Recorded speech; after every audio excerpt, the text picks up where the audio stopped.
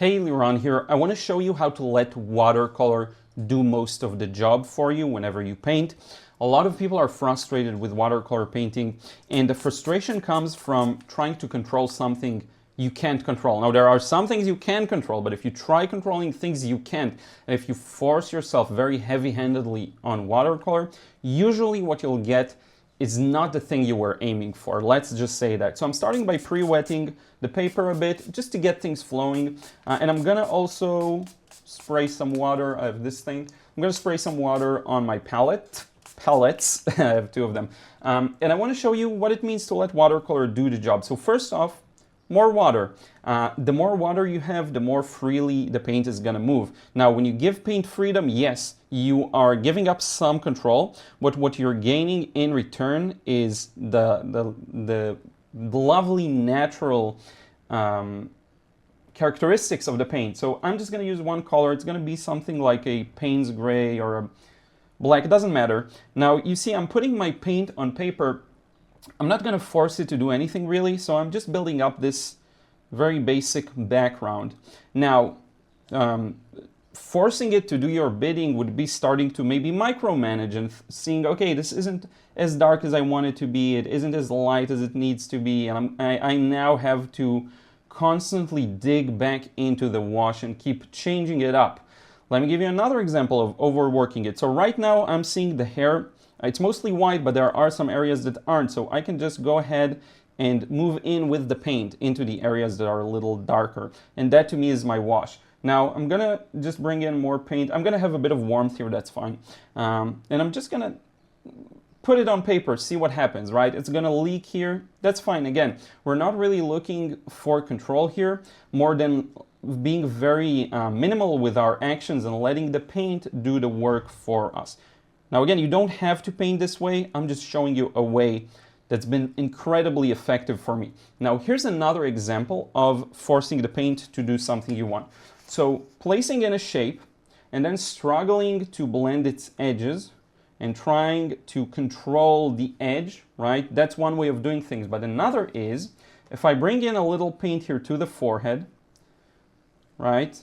Then to get that smooth transition, all I have to do is come back with some more paint and just touch the edge, and I will very naturally get a very smooth transition here. See that? It's just going to do what I want without me having to tell it to do it, and that's the beauty of painting this way.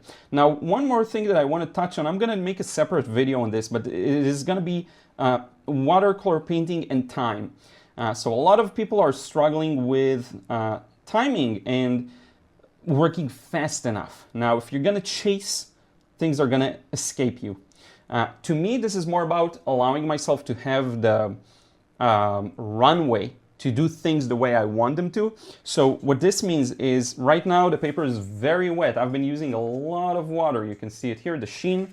So I have time. I can go for a second, make myself a glass of water, whatever. I'm gonna be fine.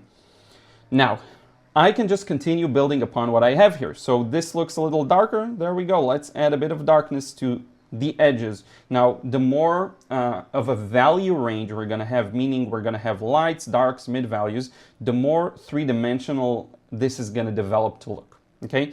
Now, let me give you another example of letting the paint do your bidding without actually making it do anything. So let's say there's a section you want to make lighter. Instead of trying to lift very aggressively with a dry brush, what one can also do is come back with some water. This water, what it's going to do is spread out the paint, you see? Now, I'm going to get some cauliflowers. I don't really care about that now. All I'm talking about is letting the paint do the thing. Now, the timing of me doing that will have different effects. Right now, it's a little too early. The paper is too wet to get that done, but just throwing it out there. Now this shape is still wet, so I can start designing things the way I want them to, meaning if I want, I can switch over to a smaller brush just to get some of the hairs in, and I can start building a pattern. To me, it's very minimal. That's how I like to do it, but showing the direction of the hairs and how they grow. All the way down to the bottom here, and I can do pretty much the same thing all along the top of the head, just to show a bit of direction there, okay? And this part is still wet too, so if I need it to get darker, I can do just that if I want to. So let me show you. I'm going to grab a bit of stronger paint here, and I'm just going to start touching the paper. Let's see what happens. See? Just added a bit of a darker halo there. Now with minimum interference, this thing is going to move and build things for me. Now again, the more water you use, you're giving up control. There's nothing wrong with giving up control. There's nothing wrong with trying to control the paint. This is not me telling you this is how it should be done. I'm just stating the pretty much only rules that exist in watercolor painting, and that is the more water, the freer the paint is going to go, the more time you'll have to work with it. And I will say the more you step out of the paint's way, the more of a natural result you're going to get. Now, you take the word natural and turn it into whatever you want, you know, interpret it whichever you want. It's not a rule to follow. That's what I'm saying. It's just a thing that you may start noticing the more you paint. Now, I'm going to go ahead and get some darker paint on my brush because I really want to bring out the darkness here on the edges.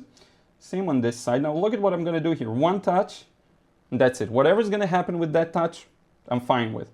And there's a bit of a darkness here too. We're going to let that kind of sit there. Now, I'm going to help the paint move downwards. Now, here's something interesting. So I recognize there's a bit of a lighter section here right under the eyes. I'm skipping the darks for a second. So I'm going to come back with very wet paint. And then as I move down, I'm going to start bringing in and introducing darker paint. Now, while I'm working on this, I'm not worried about this side. I'm not worried about this edge because I know the paint will do whatever it wants, and that's going to end up looking really good. So I don't really care about the things I'm currently not working on. That's another part of not necessarily trying to control every single factor, just making sure the video is recording. We're good.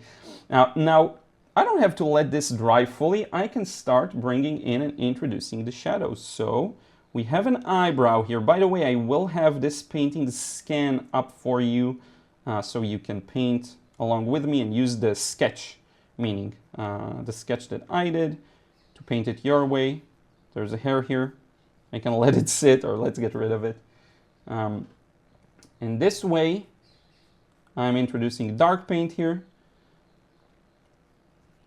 And we have some interesting edges going on here. Now, I'm going to let this sit for a moment or two because I'm looking for a better timing. Right now, this is very wet. It's going to be a little hard for me to add more details in and darken. So we'll let that sit. A part of letting the paint do its thing is to let it do its thing also in the right time. So I'm going to mix in a bit of darker paint here because I want to get this shadow in one go. So let's see if I can do that. So I'm going to place in this dark paint. I may have to go over it again. We'll see. But this will establish this shadow for us. Now, there's no reason to make a separation between the neck and the jawline. You can just continue because what we have here is the neck is connected. It's a little darker, so I'm going to grab in stronger paint. But a part of me stepping out of the paint's way is that it's placing something in and letting it work. Now, I'm going, and in the meantime, you see these effects. If I try to force myself on the paint, I'll never get these effects. What I'll get is an overworked mess. And I'm sure you've all experienced an overworked mess in watercolor. Now, doing this in black and white does make it a lot easier. So I don't have really any recommendations for you, but I will say it's a little easier when you get started. So maybe something to consider. Now, what do I see here? So I do see an interesting connection to the shadow under the lower lip. Let's get into that area. The more you're familiar with the human face and its forms and its different planes, significantly easier. This is going to be significantly easier to do because you'll notice a lot of things. And it's fine if you aren't. You're going to look at it with very fresh, innocent baby eyes, and that's fine. Just know you will be subject to a lot of illusions and a lot of, look at this, just one go. Let's see what happens. You're going to be subject to a lot of illusions and different plays of light and shadow where you're not going to know exactly what you're painting, and it's fine. There's nothing wrong with that. There's a shadow here on the lower lip. You know, I noticed it has like a double layer to it, which looks very interesting. I'm capturing that. And here we're still too early. This is still very, very wet, right? But here we're primed for just a touch of darker paint to bring in that shape of the forehead, like so. And we can close it off like this. See? Same here. We can get this little effect. And one thing I learned about wet and wet is as long as the brush touches the paint and it keeps moving, it won't spread out. As soon as you lift it up off the paper, it will. Just something to be aware of. Same goes for this side. Again, the right timing. When you get things down the right timing, it's a piece of cake. So, for example, this is a little darker. Let's get it down. Right timing, piece of cake. This is gonna last. This paint here is gonna last. And you see how the shape of the face slowly is created in front of our eyes. So I'm going to extend this a bit. There's a shadow on the nose. You know, it's not a white area. It has some nuances to it. It has some variety to it, but we're gonna go with a simple shadow for now. We're gonna almost wrap it around here. Move down. I'm just leaving that kind of a highlight. I'm seeing a bit of creases here. That's fine. And as we move down, this is going to kind of fade here. Now, again, while an area of paint is wet, I can do whatever I want. I can continue working it. So remember, I told you this. Well, hopefully I'll get it down the first time. I haven't. That's fine. We'll get it the second time. Heavy, strong shadow there. But a big part of it is I'm not trying to control the paint. I'm just looking at it and letting it tell me what to do. Okay, now I'm going to switch over to a bit of a smaller brush, and I'm going to come back with some mostly clean water, because you see there's a gradual transition from here down to the sides of the mouth. So I'm going to show that by gradually darkening as we're reaching this corner, and I can connect that to that bit of a pattern of a mustache, or, you know, short stubs of stubble, however you want to call it. Same on the other side here. Now look at what's going to happen. We have this beautiful nose here, shadow. So beautiful nose shadow. I'm going to just place that in one go. And we'll see what it does. By the way, they're trimming the yard or whatever there. Hopefully the noise doesn't come through too badly. Now I can see that this bottom of the nose, there's a bit of a gradual transition, light to dark. I can see that this here, I can help some paint spread over the side of the nose. It's going to dry a little lighter. Same on this side. This may be too dark. I'm not sure actually. So I'm going to go back with some water. So not a dry brush, but some water to dilute it. See what it does. See what the paint does. But you see how a face appears, right? And the more you're devoted to getting smaller and smaller details, the more you will be able to. Okay. Now I'm going to place that shadow in a little later compared to this one in timing, so we will get a bit of a darker shadow right out the gate, like so. And I can also manipulate its edge a little better. This is something I'm going to do here in a couple of minutes when it's the right timing. So we get this nice deep shadow here. However, I do see some details on the eye. So that's something, instead of going over and trying to paint around them, and I'm going to get tons of weird edges and effects I'm not interested in. I'm going to come back with a bit of water where the white of the eye is, where I recognize a bit of lightness somewhere around here. And I'm just going to place that water in. And I'm going to let it spread and see what it does. Will it help me bring back some of the eye? We'll see. And then also this other edge of the eye with some water. You can be even more aggressive. Just come back with a lot of water. See what happens. That's fine. But I'm not trying to really control what's going on there or micromanage it, you know. Now I'm going to come back with a bit, still smaller brush. I'm going to indicate this cheek right here. And as we move forward with the face, I'm going to bring in more water. That's a hair. like so. And I'm gonna wrap this section up with a bit of darker paint for the cheek. Now at this point, I can combine this with the background, okay? And don't worry, we still don't have the lips in, so it's gonna look strange. I'm gonna combine this with the background just by letting it flow into it, like so. And then here I do want a hard edge to really show this transition into a light cloth. And here's something cool. You can tilt the paper a bit, add in a bit of darker paint here to the background.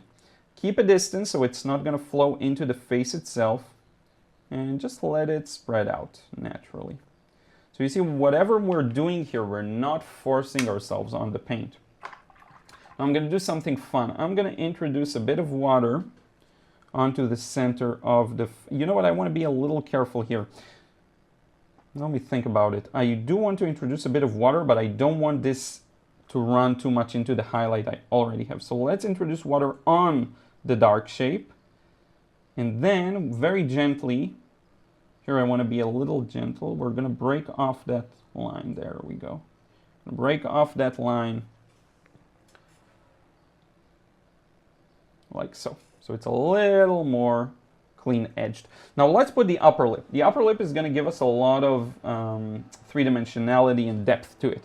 So I'm just placing it in, and I don't mind it touching the areas around it, as long as it doesn't spread out too much, which is, again, something I'm always thinking of. Even when I let the paint do its thing, I am still thinking, okay, how much of the edge do I have the potential to lose, right? And then we can already feed into this shape here just to get it to be a little darker. The shadow under the lip here is stronger. Same here, I would say, just strengthen that a bit. There we go. Now this area is primed to begin darkening it. So I'm going to come back with very thick paint, and I'm going to introduce it in. We'll see how it works, what it does. See, and it starts to create that depth within the eye socket, right? Now, we're still not indicating a lot of details like the edges of the creases and all of that. That's fine because the paint is too wet to show that. There's nothing wrong with that. And I'm going to come back here with a very soft, probably should be lighter paint, just to give this lip a bit more of a depth, not just the mid-value and light. Now, looking at the paper, I kind of like the face design. I like the way the light looks here. One thing I can do is darken this area behind and under the neck. It does look a little darker, and I think I'm gonna let the face rest a little. And I'm gonna start working on, well, it's still the face, but I'm gonna work on the ear for a bit. Not very effective because I can't touch the paint, so I have to kind of rest my hand awkwardly, but that's fine. Again, I'm filling in the shapes. There's a lot of pleasure in just filling in the shapes where the darks should go. And if you've done a sketch like I have that's very simplified, it will show you exactly where the shapes of light and shadow go. Now, this is all about being aware of what's going on paper. It's all about that awareness. If you pay attention, you'll be able to fix just about anything and to make just about anything look good. So for example, I'm noticing that this area, even though it conveys a lighter beard stubble, it's still too light. So there's a bit of a, see, there's a bit of a shadow running across the bottom here. And I'm going to do it with the lightest touch I can. I'm going to introduce water to meet these two areas of paint, like so. And I think I will let this rest for now. I'm gonna grab a bit of whatever this light paint I have here and just continue this wash. And I can let the ear completely merge into the background here, that's fine. So now we can go ahead and this area is cooking. So what's going to happen is it will continue shaping and designing itself. We can interfere a bit, or we can just not, whatever you want. But if you do see an area that needs work, that's your moment. You can, so for example, I want to darken this, and I want to add this shape here on the front bottom of the nose to give it, again, more three-dimensionality. And I feel like this could be a little stronger here. And of course, there's this this area with a smile, like so. And this area could be darker, right? And you can still design it and move it however you want. This area I kind of like. I'm gonna leave it like that. I like that it starts darker and goes a little lighter. And you observe and you figure out, okay, what's missing, what's not strong enough, what is strong enough, what is too strong.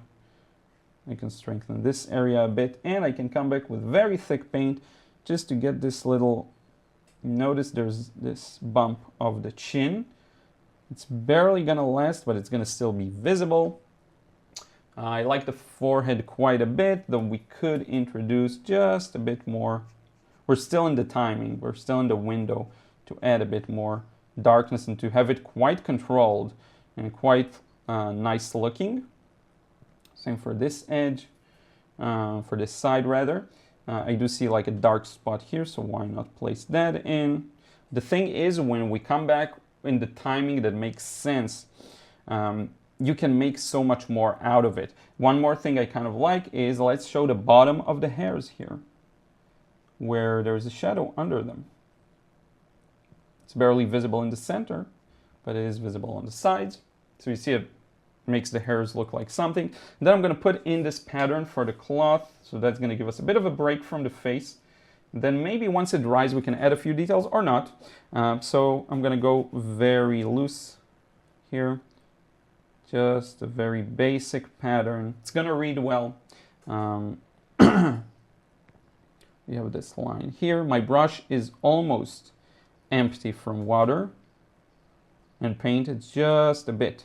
So that way the shapes I'm getting aren't too well defined, which helps create the sense of a pattern.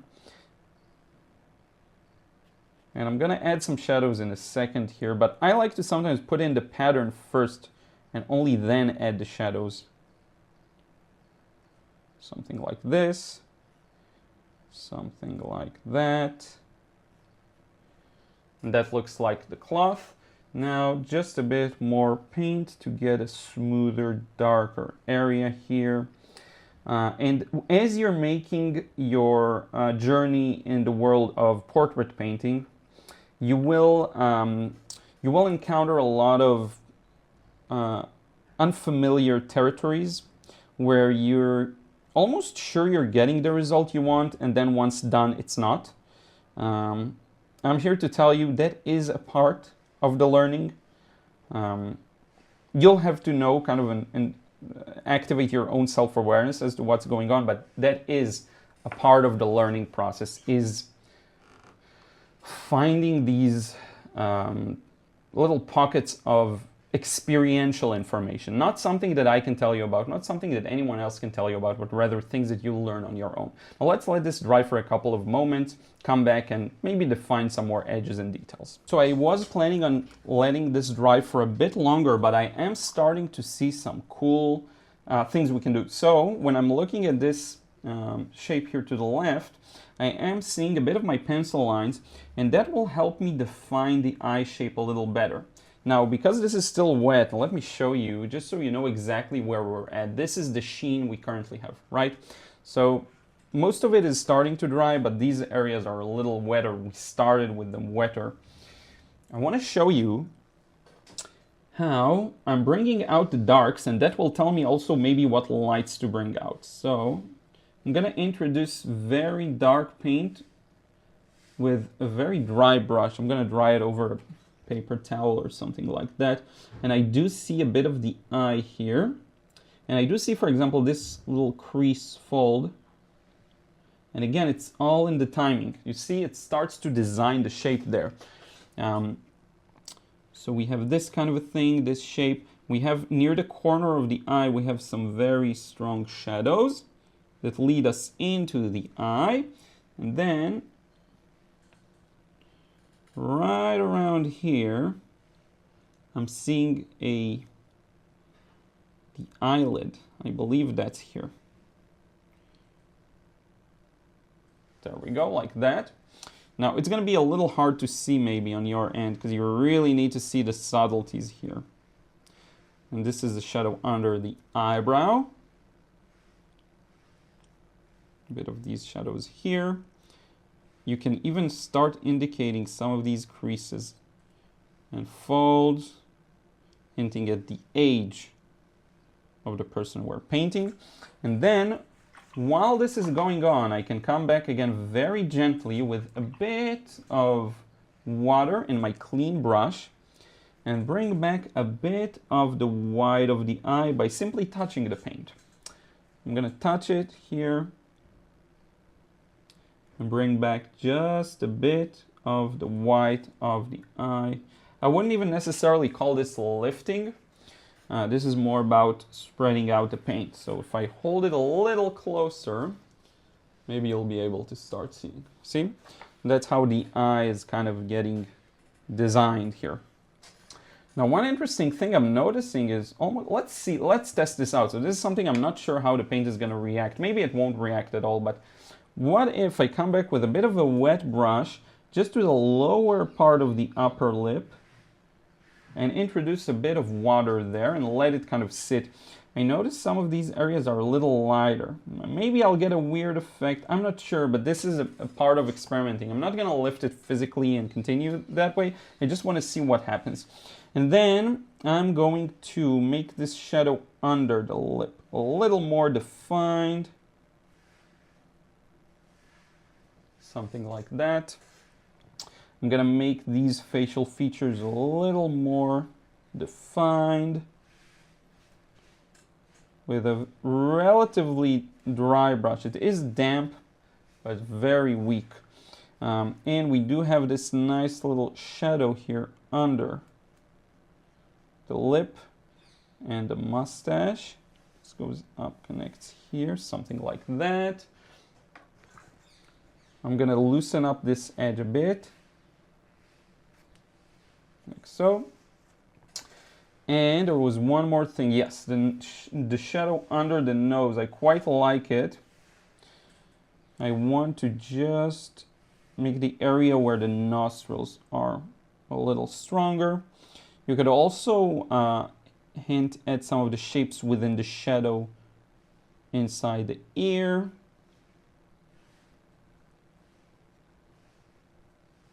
And this shadow is a little deeper.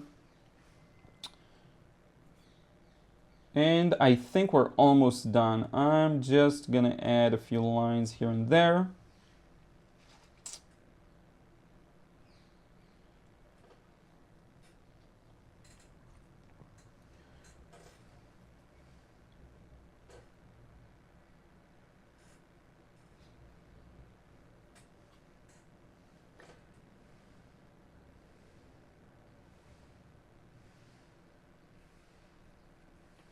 Sorry for being quiet there for a second.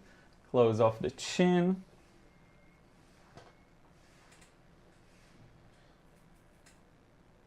And honestly, I think we're done. I think I'm just gonna do this bit of darkness within the shadow. I'm following just the random shapes I'm seeing. There's not much of a method to it. And I quite like it. Now, if you do want to kind of go another step, you don't have to, but if you do want to indicate some more of the hairs, I'm going to get more water there.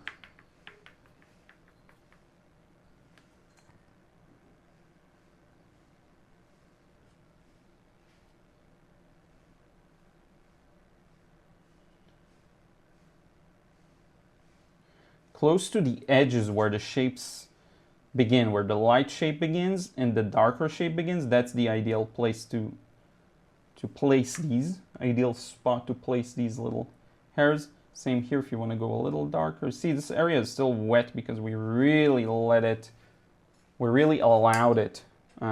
to stay wet and to continue reworking it. But honestly, I think we're done. I'm gonna sign this. That's how you get out of watercolor's way. When you let it do its thing, you're gonna be surprised at the kind of things you're getting, the effects you're getting, the little discoveries that are very personal to you. No one really taught you those, but rather you discover them on your own. I find these to be the most valuable. I'm barely gonna see my signature, but I find these to be the most valuable. The only thing I can really help with is to give you a nudge in the direction of exploring on your own. If you do want to explore more of watercolor's freedom, check out the frustration-free watercolor course, link in the description box below. If you want to go for something a little more advanced, there's the watercolor realism course. I talk about a lot of black and white, edges, shapes, values, and how these are all used to create something that at first glance you look at on paper and it looks real. That's the thing here. So in any case, thank you so much. I do want to also thank everyone who supports me over on Patreon. Go check that out. A few exclusive posts, a few non-exclusive posts. If you're not a supporter, if you don't even have a Patreon account, you can check these out as well. We'll see you in the next vid. Take care.